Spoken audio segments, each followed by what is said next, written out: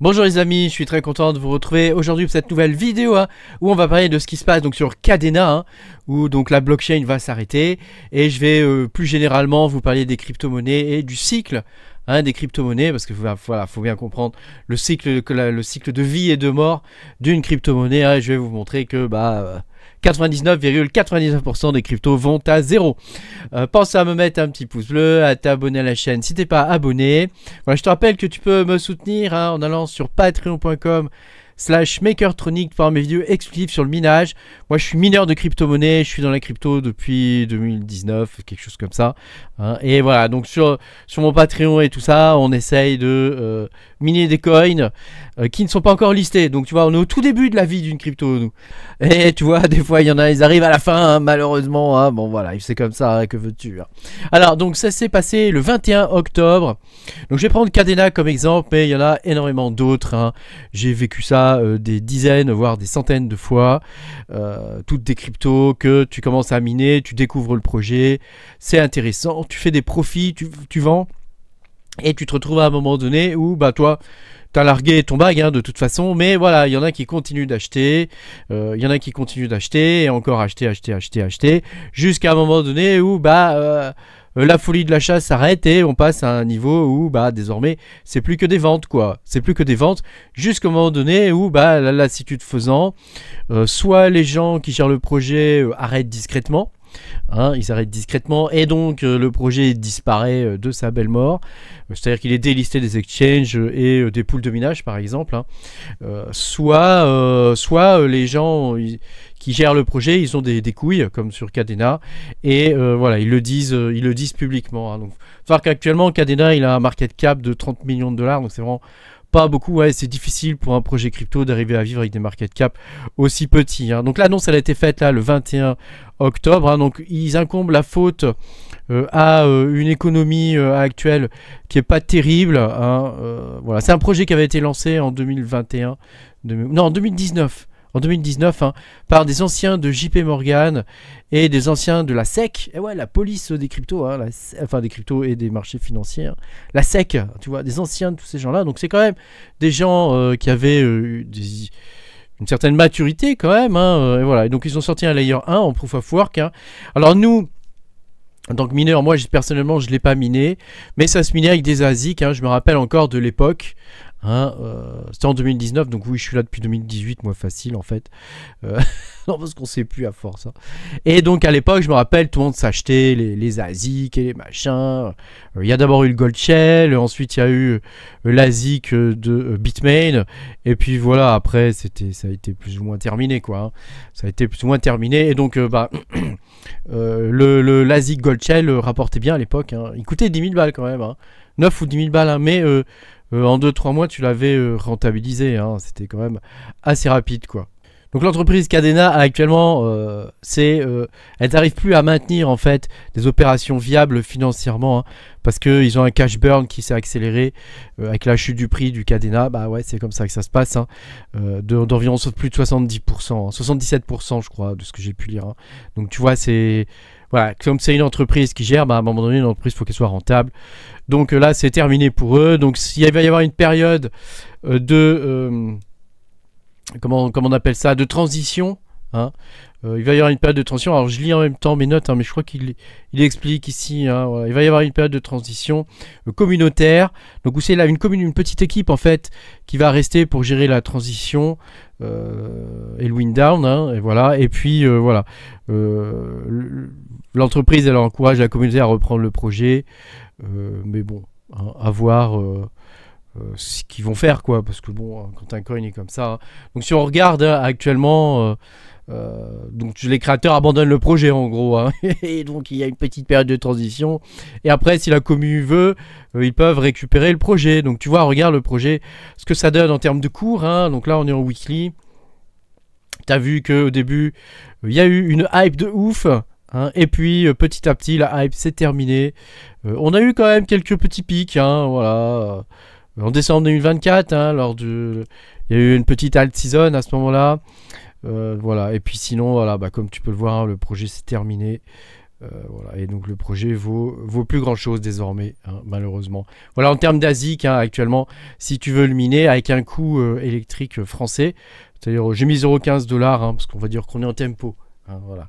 On va être généreux, on va dire qu'on est en tempo. Bon, bah, si tu recherches Kadena sur la page, hein, parce qu'on peut toujours le miner, il faut que tu comprennes que pas parce que les gens du projet se cassent que le projet s'arrête. Hein, voilà. Hein, donc le Kadena continue de fonctionner. On va trouver le truc, donc tu peux toujours le miner si tu veux, hein, mais d'ailleurs, est-ce que c'est une bonne idée de le miner aujourd'hui maintenant que les créateurs s'en vont? C'est une bonne question. Moi personnellement je pense pas, mais bon, après la question se pose, hein, voilà. Actuellement tu vois, tu es quand même en perte, hein, de 10 balles, hein, de 10 $ par jour, hein, si tu mines du Kadena, donc c'est quand même hard. Je sais pas qui va continuer de le miner, peut-être dans des pays où l'électricité coûte vraiment rien du tout. Il y a quelques pays comme ça où ça coûte pas très cher, mais sinon voilà, en règle générale, voilà, ça reste malheureusement en termes de minage, c'est fini. Alors peut-être qu'il y a les vieux ASIC qui reprendront le relais, hein, les vieux ASIC qui reprendront le relais pour le faire tourner, et voilà. Et puis il faut pas oublier que toutes les blockchains fonctionnent avec ce qu'on appelle des seed nodes. Donc ce sont des nodes qui sont maintenus normalement par l'entreprise ou par la communauté, hein, ça dépend comment est le projet. Et donc ces seed nodes, ce sont des nodes qui permettent d'avoir une sauvegarde de la blockchain et de la délivrer, et d'avoir un annuaire aussi, hein. Ça peut servir de bootstrap, et aussi d'avoir un annuaire de tous les autres nodes qu'il peut y avoir. Donc à partir du moment où les seed nodes sont coupés par l'entreprise Kadena par exemple, il faut que la communauté en récupère la gestion, sinon le projet va vraiment, la blockchain va s'arrêter, hein. À partir du moment où il n'y a plus de seed nodes, ça devient difficile, et donc le projet s'arrête, hein. En règle générale ça fonctionne comme ça, quand il n'y a plus de seed nodes c'est terminé, parce que les nodes n'arrivent plus trop à communiquer entre eux, et le temps qu'ils se trouvent en peer-to-peer sur le réseau c'est quasiment impossible, donc c'est fini quoi, voilà. Ou alors il faut rentrer les adresses en dur, des choses comme ça, mais bon, en théorie, surtout sur des nodes comme ça, où c'est avec des ASIC et tout ça, tu vois, donc il y a quand même relativement peu de nodes. En règle générale, ça dure pas très longtemps. Alors, je voulais te montrer ça, c'est Wayback Machine sur CoinMarketCap, parce que ce que tu vois là, sur Kadena, en fait, c'est un truc qui arrive relativement souvent, en fait, dans le monde de la crypto, si c'est pas pour dire tout le temps, en vrai, hein. Les crypto-monnaies ont une durée de vie. Toutes les crypto-monnaies ont une durée de vie. Donc Kadena, en théorie, on peut le miner jusqu'en 2139. Mais tu vois que bon, voilà, il a vécu quoi, 6 ans, 7 ans, je sais pas. Hein, donc maximum, hein, donc bon. La tokenomique, tu vois, au final, excusez-moi si je tousse un peu, hein, j'ai eu le Covid récemment, donc je suis un peu éclaté encore, hein. Donc regarde, ça c'est Wayback Machine, et je voulais te montrer CoinMarketCap. Alors tu vois à quoi ça ressemblait CoinMarketCap, hein. Là on est en 2013, regarde la tronche du truc, hein. Donc évidemment tu as Bitcoin, toujours là, Bitcoin, toujours premier. En deuxième tu n'avais pas du tout Ethereum, hein. Tu avais Litecoin, et ensuite tu as des coins que peut-être tu as oubliés et qui sont désormais morts ou qui n'existent plus, hein. Tu avais le Pepecoin, le Namecoin, le Devcoin, le Terracoin, le Novacoin, le Feathercoin. Alors Feathercoin, c'est marrant, il y a eu un revival il y a à peu près 1 an et demi sur le Feathercoin. Donc c'est des gens qui ont récupéré les sources originales du projet et qui ont voulu le faire revivre, hein, puisque c'est un des coins original, on va dire, hein, ou en tout cas ça fait partie des premiers coins qui sont sortis après Bitcoin. Donc ce sont pour la plupart des forks, hein, des forks de Bitcoin. Bon voilà, il y a énormément de coins. BBCoin, donc tu vois, il n'y avait que 15 coins il n'y avait que 15 coins en 2013, hein. Il y avait Bitcoin avec un Y aussi, n'est-ce pas? Il y avait Bitbar, voilà, tous ces coins ont tous disparu. Ils ont tous disparu, à part le Litecoin. À part le Litecoin, ils ont tous disparu. Ici, on est en 2014, tu vois, ici, en septembre 2014. Donc, on a toujours Bitcoin et Litecoin. On a l'apparition de Ripple, donc, qui est toujours existant, un Ripple, hein, qui a été très embêté. Ripple, un projet original, voilà, on aime ou on n'aime pas, mais ça reste un projet qui est quand même là depuis très très longtemps. Voilà, et après, tous les autres projets ont quasiment tous disparu. BitShare, NXT, bon, Dogecoin est toujours là, évidemment. Peercoin, Darkcoin a disparu, Namecoin a disparu, Bitcoin Dark, attention, c'est le Bitcoin qui était utilisé sur le Darknet. Il surfait sur la vague à l'époque, tu vois. Bon, t'avais Counterparty, Monero à l'époque, qui était déjà 12e, hein. Voilà, et donc tu vois déjà 1 an plus tard qu'il y avait plus de 100 coins, hein, puisque on arrive jusqu'à Hyper, tu vois, qui était 95e, Netcoin, voilà, tous ces coins, plus aucun n'existe quasiment, il en reste quelques-uns, voilà, quelques-uns, mais tous les autres coins ont tous disparu, hein. Ils ont tous disparu. Et ici, si tu regardes, donc là, nous sommes en 2015. Et ben c'est pareil, hein, on a l'apparition d'Ethereum, du Dash par exemple. Dash qui existe encore, je pense, mais il doit être relégué au fin fond de CoinMarketCap désormais. Il a été forqué un nombre de fois assez important, hein. Il y a eu beaucoup de coins qui sont créés sur le Dash. Parce qu'il a introduit une nouveauté qui était celui des smart nodes. Hein, c'est un concept qui a un peu disparu désormais. Ça a été un peu à la mode avec le Flux en 2021. Mais après, c'est vrai que ça a pas mal disparu. Il y avait le Stellar. Hein. Stellar, on a miné récemment un coin sur le Stellar. Mais voilà, tu vois, il y a énormément de coins qui disparaissent. Gridcoin, Nushare, Rubycoin, Counterparty, YBcoin. Voilà, t'as vu, hein, tous ces coins. Dis donc, le Novacoin existait encore. C'est fou, ça. Hein, voilà. Après, on peut aller, par exemple, un peu plus loin, genre, je sais pas moi, en 2020. On va aller en 2020 pour voir un petit peu les coins qu'il y avait en 2020. Mais voilà, il faut que tu comprennes que 99% des coins vont à zéro. Hein, donc là, la vie d'un coin, c'est toujours la même. D'abord, il y a une sorte de hype. Hein. D'abord, tu as une sorte de hype quand le coin sort. C'est le meilleur de tous les coins. Tout le monde pense que ce coin va tout détruire. Il va peut-être même, peut-être pas se planter Bitcoin, mais il va arriver premier ou deuxième après Bitcoin. Donc tu vois, c'est un coin incroyable, avec une technologie révolutionnaire. Voilà. C'est toujours la même histoire. Hein. Peu importe la technologie qu'il y a derrière ou le narratif, hein, les faits sont là. Tu vas avoir une hype incroyable sur Twitter. Voilà, on va en parler dans les réseaux. Les mineurs vont le miner. Ils vont le découvrir petit à petit. Donc nous, on essaie de le découvrir avant tout le monde, évidemment. Hein. Voilà, il va y avoir des vidéos sur YouTube. Tu vas avoir des influenceurs qui vont essayer de te le refourguer. Parce que voilà, les gens qui travaillent pour ces projets-là, il faut qu'ils fassent de la publicité pour leur projet, pour qu'ils montent. Hein. Donc c'est toujours la même chose. Voilà, donc c'est vrai que bon, au bout d'un moment, la courbe du coin, c'est toujours pareil. Hein, tu as un gros pump, ensuite tu as un gros dump. Des fois, tu as un petit pump ou 2-3 petits pumps derrière.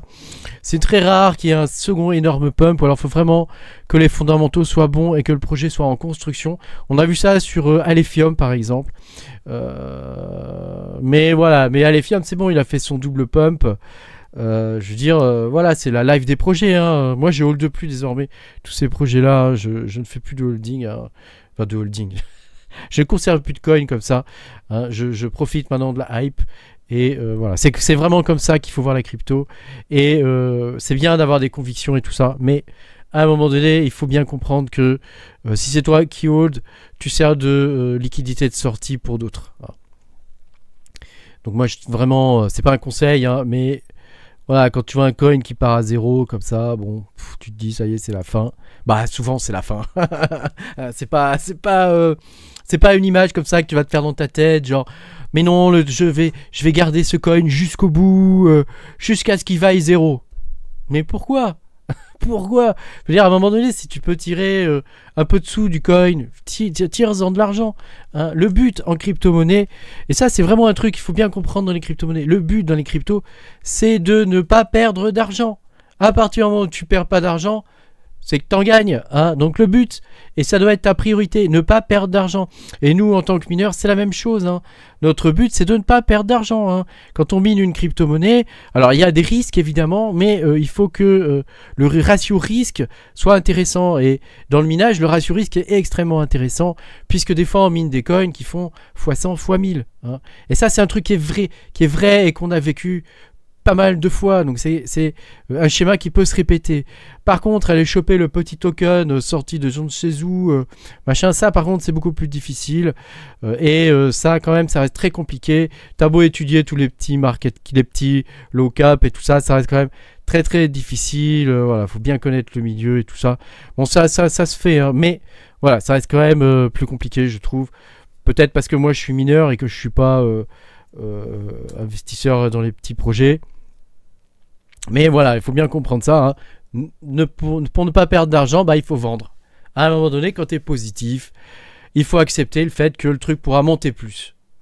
Le truc pourra monter plus, et toi, tu ne gagneras pas plus parce que tu auras vendu. Et donc, il y a des systèmes de vente par palier, etc. Voilà. Bon, ça, j'ai déjà fait des vidéos sur ce sujet il y a quelques années maintenant, mais il faudrait peut-être que je vous rafraîchisse un peu la mémoire à ce niveau-là, parce que c'est important. Quand tu es dans le monde de la crypto, c'est vraiment la base de la base. C'est de bien comprendre ça. Tu dois être dans les premiers à rentrer et dans les premiers à sortir. Tu dois surtout pas être dans le milieu à rentrer et dans les derniers à sortir, parce que là, tu te fais défoncer le derrière. Merci beaucoup d'avoir regardé cette vidéo. Pense à mettre un petit pouce bleu, à t'abonner à la chaîne. Je te dis à bientôt pour de nouvelles aventures. Salut!